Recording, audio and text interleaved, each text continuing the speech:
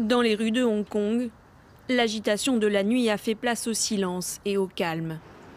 Devant le Parlement local, encore noir de monde il y a seulement quelques heures, seuls quelques débris et des barricades endommagées témoignent de l'ampleur du rassemblement.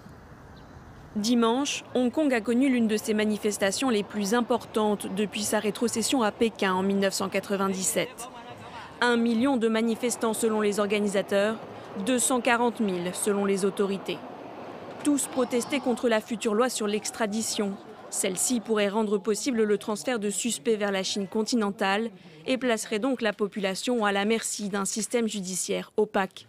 Beaucoup craignent qu'une telle loi ne soit utilisée par Pékin pour réprimer davantage la dissidence. Le peuple de Hong Kong veut protéger notre liberté de parole, notre état de droit, notre système judiciaire ainsi que notre fondement économique. Jusque tard dans la nuit, des heurts entre policiers et manifestants ont éclaté. Une violence qui n'a pas intimidé le gouvernement hongkongais. Ce matin, la chef de l'exécutif Carrie Lam a confirmé son intention de faire voter la loi, tout en s'engageant à poursuivre le dialogue.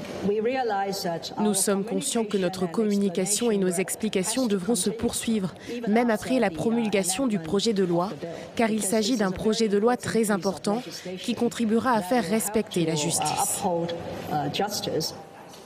Carrie Lam a aussi annoncé que le projet de loi controversé ferait l'objet d'un débat en seconde lecture mercredi.